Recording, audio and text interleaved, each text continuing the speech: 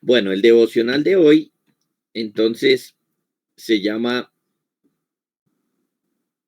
El sueño que lleva a José a Faraón o ante Faraón. El sueño que lleva a José ante Faraón.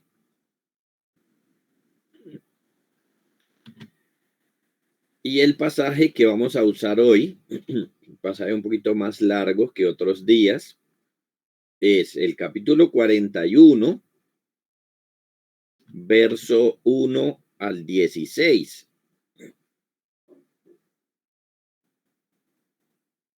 Vamos a leer varios versos, pero bueno, de un solo tema puntual. Dice así: aconteció que pasados 2 años tuvo Faraón un sueño. Le parecía que estaba junto al río y que del río subían 7 vacas hermosas a la vista y muy gordas y pacían en el prado. Y que tras ellas subían del río otras 7 vacas de feo aspecto y enjutas de carne, y se pararon cerca de las vacas hermosas a la orilla del río, y que las vacas de feo aspecto y enjutas de carne devoraban a las 7 vacas hermosas y muy gordas. Y despertó Faraón. Se durmió de nuevo y soñó la segunda vez que 7 espigas llenas y hermosas crecían de una sola caña, y que después de ellas salían otras 7 espigas menudas y abatidas del viento solano. Y las 7 espigas menudas devoraban a las 7 espigas gruesas y llenas, y despertó Faraón, y aquí que era sueño. Sucedió que por la mañana estaba agitado su espíritu, y envió e hizo llamar a todos los magos de Egipto y a todos sus sabios, y les contó Faraón sus sueños, mas no había quien los pudiese interpretar a Faraón. Entonces el jefe de los coperos habló a Faraón diciendo: me acuerdo hoy de mis faltas. Cuando Faraón se enojó contra sus siervos, nos echó a la prisión de la casa del capitán de la guardia, a mí y al jefe de los panaderos. Y él y yo tuvimos un sueño en la misma noche, y cada sueño tenía su propio significado. Estaba allí con nosotros un joven hebreo, siervo del capitán de la guardia, y se lo contamos, y él nos interpretó nuestros sueños y declaró a cada uno conforme a su sueño. Y aconteció que como él nos los interpretó, así fue. Yo fui restablecido en mi puesto y el otro fue colgado. Entonces Faraón envió y llamó a José, y lo sacaron apresuradamente de la cárcel, y se afeitó y mudó sus vestidos y vino a Faraón. Y dijo Faraón a José: yo he tenido un sueño y no hay quien lo interprete, mas he oído decir de ti que oyes sueños para interpretarlos. Respondió José a Faraón diciendo: no está en mí, Dios será el que dé respuesta propicia a Faraón. Bueno, este es nuestro pasaje, la historia entonces ahora del sueño de Faraón, y entonces cómo es involucrado José aquí. O primero es el sueño de Faraón y cómo este es el contexto del ascenso de José. Por fin, podríamos decir, 2 años han pasado, 2 duros años en los que José está preso injustamente. Realmente no tiene quien abogue por él porque él es siervo de Potifar y Potifar lo tiene ahí preso. No hay quien le ayude. El copero se ha olvidado de él, como lo leímos en el último verso del capítulo 40. Pero bueno, José tiene a Dios como su Dios. Y una vez más, el Señor permite que alguien tenga un sueño revelatorio, un sueño para mostrarle el porvenir. Y entonces aquí vuelve a entrar en escena José y para el bien suyo y de muchos. Estamos poniendo en alto que no es que todos los sueños de todas las personas son revelatorios, tienen que ver con el futuro o cosas así, no. Este sueño de Faraón, porque era la manera de traer a José al reino y hacer muchísimo bien a José y con José a su familia y a todas las personas de ese imperio y personas cercanas a ese imperio egipcio. Así que no es que todo sueño Dios me está hablando, no. Noten que en la escritura hemos notado por pocos, en todo lo que hemos visto han sido pocos. En la vida de José, los anteriores del copero y panadero, pero precisamente porque lo iban a conectar con y para traer por fin a José a el imperio egipcio y a cumplir ahí unas tareas muy importantes. En cuanto al sueño, el sueño que tuvo Faraón fue muy real, muy vívido, esos sueños que uno siente que como que los está viviendo, porque en el verso 7 nos dice, y despertó Faraón, y he aquí que era un sueño. Eso significa que el sueño que tuvo fue impactante y cuando se despertó, pues cayó en cuenta que era un sueño, de lo contrario, obviamente él estaba sintiendo como que eso era una realidad. Tiene dos sueños. El primero, 7 vacas gordas, bonitas, que suben del río Nilo, que están pastando, y otras 7 vacas feas, flacas, cogen y se comen, devoran a las bonitas y el sueño entonces lo despertó. Fue tan impactante que se despertó ahí. Volvió y se durmió y esta vez soñó con espigas y con una espiga bien interesante porque había 7 espigas en una sola planta. Eso significa que una sola planta está dando muchísimo fruto y cada una llenas de fruto. De que el sueño empieza igual, bonito, pero luego ve 7 espigas feas, secas, quemadas por el sol y el viento, y esas 7 espigas se comen a las espigas bonitas. Entonces, bueno, volvió y se despertó, tuvo un poco de calma al darse cuenta que era un sueño, pero no, al día siguiente él estaba intranquilo. Y claro, tenía que estarlo porque el asunto era malo, que las feas destruyeran o se comieran a las bonitas era malo y debía estar intranquilo porque realmente era Dios quien le estaba dando este tipo de sueños porque le estaba mostrando el porvenir y el porvenir entonces podría no ser tan bueno porque al final estaba terminando con que las feas, tanto las vacas feas como las espigas feas, se comían o destruían a las bonitas. Así que por eso, al día siguiente él estaba turbado de espíritu, dice el pasaje, es decir, estaba preocupado. Y por ese sentimiento, por esa intranquilidad, él reunió a todas las personas que él pensaba que podían interpretar su sueño. Entonces nos dice que, por un lado, llamó magos o adivinos. ¿Y por qué lo hizo? Porque él no es un hombre de Dios. Faraón no es un hombre de Dios. Entonces consulta divinos, lo que es pecaminoso. Una cosa es que Dios esté haciendo algo cerca de él, con él, que le esté dando un sueño, y otra cosa es que él sea un hombre de Dios. Él no es un hombre de Dios y por eso pues no tiene temor alguno y consulta a estos adivinos a ver si alguno de ellos le podía interpretar el sueño.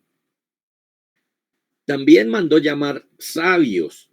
Eso es, personas que son consejeros, personas muy inteligentes que utilizan mucho en muchas esferas como la política, como los reyes, consejeros, personas de harto conocimiento, de buen entendimiento, que pues precisamente le aconsejan a uno algo frente a una situación. Uno les puede preguntar y muchas veces ellos daban muy buenos consejos. Pero pues resulta que ninguno, ni los magos, ni los sabios pudieron darle la interpretación a Faraón. En ese momento, entonces, por fin, el copero recomienda a José. El copero se acuerda de José, pero miren lo triste, él se acuerda de José, no como quien le quiere hacer bien a José, no, sino más bien a Faraón. Porque recuerden que en el capítulo anterior no quiso hacerle bien a José y nos dice que no se acordó de José, pero no es que no se acordó porque él tenga un problema en su cabeza, sino más bien porque no se interesó por José, porque no le importó, le importó solamente su propio bien.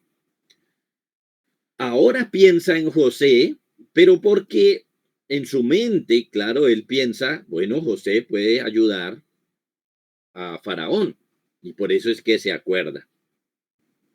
Sin embargo, bueno, una parte buena es que el copero como que siente remordimiento o arrepentimiento y le dice a Faraón, me acuerdo de mis faltas.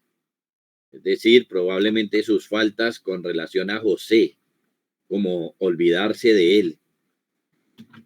Entonces le cuenta a Faraón que años atrás, cuando estuvieron presos, conoció a un joven hebreo que era esclavo de Potifar y que ese joven le interpretó los sueños tal y como ocurrieron y por eso se lo recomienda a Faraón. 2 años después, entonces, en cuanto al copero, como lo vimos, una persona desagradecida, pero en cuanto a Dios, este era el momento perfecto para llamar a José al imperio. Esto es supremamente importante para nosotros, hermanos, reconocer siempre la sabiduría de la providencia de Dios. Lleva varios años José sufriendo, pero el Señor sabe exactamente todo lo que está haciendo y está llevando a José al imperio y como lo veremos más adelante y algunos de ustedes ya lo saben, para hacer muchísimo bien. Por eso el Señor permitió esta providencia difícil para José. Lo último que leemos entonces es la llegada de José a la presencia de Faraón.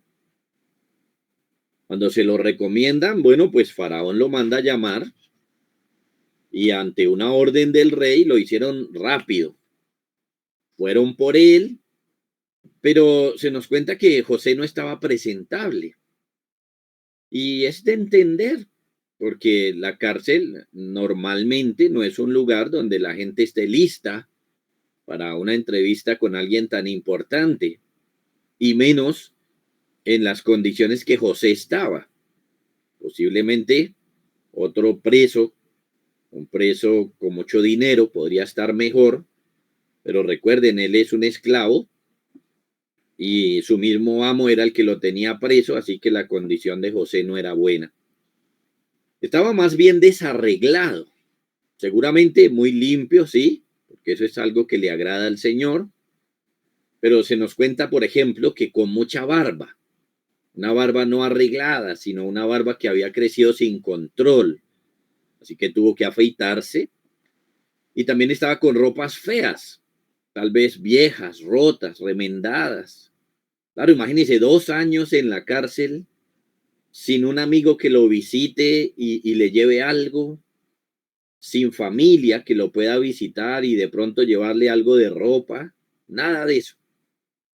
Más bien le faltaban muchas cosas para tener una buena presentación, pero ahora que van por él, bueno, pues se soluciona un poco el asunto. Se cambia de ropa también para estar lo mejor presentable que pudiera ante este rey tan importante.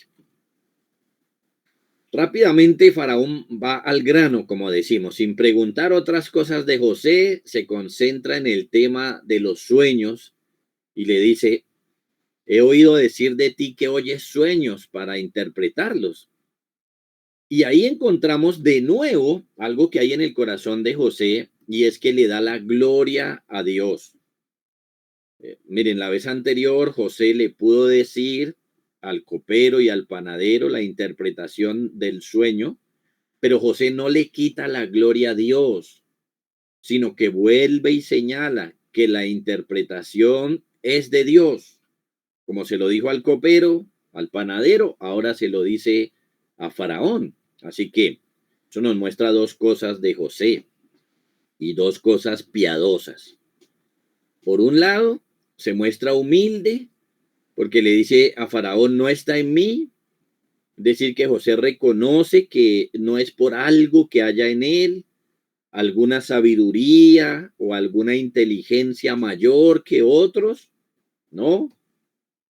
Y por otro lado, le da la gloria a Dios porque le dice: Dios será el que dé respuesta propicia a Faraón.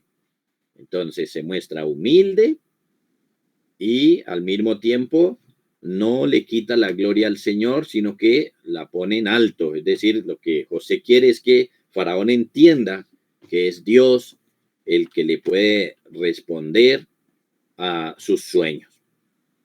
Así que seguimos viendo cosas muy buenas en José para imitar. Ahora bien, ¿qué tiene que ver esto con el Señor Jesús? Bueno, esta característica de José, de darle la gloria a Dios en todo momento, es una sombra de la misma característica, pero más perfecta y más gloriosa en el Señor Jesús. Porque durante todo su ministerio, el Señor Jesús estaba haciendo una cosa, y era mostrar a Dios, mostrar la gloria de Dios. Él mismo lo dijo una y otra vez, que había venido al mundo a hacer la voluntad del Padre, a obedecerle. Todo el tiempo estuvo enfocado en que la gente viera la gloria de Dios en todo lo que el Señor Jesús hacía y decía. Por eso cuando el Señor Jesús ya está terminando su testimonio, su ministerio, y hace la oración sacerdotal de la que hemos predicado en los últimos domingos, él le puede decir al Padre: yo te he glorificado en la tierra, he acabado la obra que me diste que hiciese. Porque el Señor Jesús estaba consciente de que él cumplió ese propósito de glorificar a su Padre. Algo maravilloso que estaba haciendo el Señor Jesús allí. Bueno, ¿qué aprendemos nosotros de este pasaje? Vamos a sacar varias lecciones, niños y hermanos, varias lecciones importantes. Por un lado, aprendemos que en tiempos antiguos Dios se comunicó a través de sueños. En tiempos antiguos Dios se comunicó a través de sueños. Así como con los oficiales de Faraón y ahora con Faraón, el Señor mostró cosas, reveló las cosas que iban a ocurrir, se comunicó con los hombres a través de los sueños. Así fue en ese tiempo, en algún tiempo. Y entonces por eso vamos a encontrar diferentes pasajes en las Escrituras que nos digan eso. Pero hoy ya no. Hoy el Señor se comunica a través de su palabra.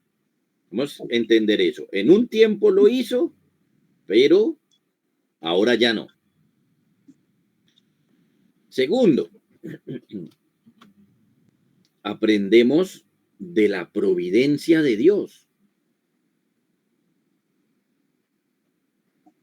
Esto es de cómo Dios gobierna el mundo. Miren, hemos estado viendo cosas malas en la vida de José, sus hermanos odiándolo, vendiéndolo, la esclavitud de José, el falso testimonio de la esposa de Potifar, el olvido del copero, tantos años en la cárcel hasta que ahora llega ahí.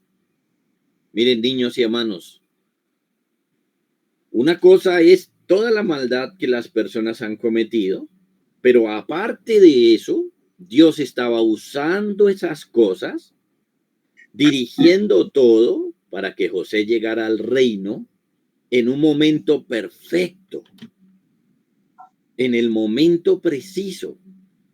Es decir, que mientras que la gente está haciendo cosas malas, Dios está allí haciendo cosas buenas y sacando cosas buenas. Esa es su providencia. Está gobernando, está al control de todo. Así que esto debe animarnos,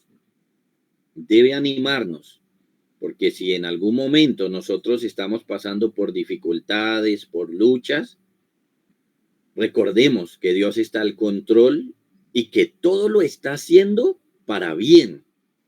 Todo lo está haciendo para bien. Eso va a terminar en un bien, aunque por supuesto vamos a sufrir esas cosas en el momento. Pero podemos animarnos porque Dios está al control. Tercero, aprendemos a ser humildes. Miren, nosotros a veces hacemos una cosa buena, hacemos algo bien en esta vida, o podemos hacer algo bien, por ejemplo, en el contexto de la iglesia. Podemos hacer un servicio y hacerlo bien. Y entonces de pronto la gente nos da gracias por lo que hacemos bien. Tenemos que tener cuidado de ser humildes y reconocer que si hacemos alguna cosa bien, es por Dios. Es porque Dios nos capacitó, porque Dios nos ayudó, porque Dios nos hizo hacer las cosas bien, porque puso su gracia en nuestro corazón. Como José le decía, no está en mí. Entonces nosotros también debemos reconocer eso, que no está en nosotros, sino es porque el Señor nos haya dado algo antes. Debemos entonces ser humildes ahí como lo fue José. No es que el día que nos agradezcan porque usted hizo algo bueno, entonces le digan, hermano, gracias por esto. Y usted dice, sí, qué bueno que me dan las gracias. No, sino reconocer, no fue por mí, es por lo que el Señor me haya dado. Entonces, unido a eso, en cuarto lugar, debemos aprender a reconocer a Dios ante todos. Cuarto lugar, aprender a reconocer a Dios ante todos. Eso es darle la gloria al Señor. Entonces, en cuanto a nosotros, humildes, porque cualquier cosa buena que tengamos, Él nos la dio. En cuanto a Él, darle la gloria, reconocerlo, ponerlo en alto, decirle a la gente, esto fue porque Dios me lo dio, esto es porque el Señor ha obrado en mi corazón, esto es porque me ha dado su palabra, porque me ha enseñado a vivir piadosamente, porque me ha enseñado a servir bien, etcétera. Por ejemplo, si yo llego a ser un buen trabajador, y lo debo ser, porque es lo que aprendo en la Biblia, y alguien me dice, qué buen trabajador que es usted, hay que decirle, esto es lo que enseña Dios en la Escritura. Esto lo hago por obediencia a Dios, por amor a Dios. Debemos darle la gloria al Señor en todo. Oremos.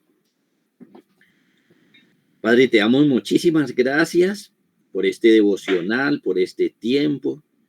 Te damos gracias, Señor, por permitirnos entender un poquito más lo que hay aquí con relación a Cristo y con relación a nosotros, Señor, aplicarlo. Rogamos, Padre, que bendigas cada una de nuestras vidas, aplicando esto a nuestro corazón, a nuestra conciencia, y entonces, Señor, podamos vivir para tu gloria, descansar en tu providencia, Señor, ser humildes, aplicar todo esto que estamos viendo. Que a ti sea la gloria siempre, Señor. Bendice a los niños, bendice también, Señor, a los hermanos, por tu Hijo Jesucristo. Amén. Bueno, ahí voy a colocar, hermanos, en el chat las preguntas para que las puedan anotar. Hermanos, los niños me puedan enviar ahora. La primera, como siempre, que aprendemos de este pasaje. Y en esta ocasión, la segunda, ¿qué fue lo más importante del ministerio del Señor Jesús? ¿Qué fue lo más importante del ministerio del Señor Jesús? Por ahora, entonces, el Señor me los bendiga, hermanos, que tengan un buen día todos. Chao, pastor, chao a todos. Hasta luego, pastor. Hasta luego, Chao, Joyce. Chao, niños. Hasta luego.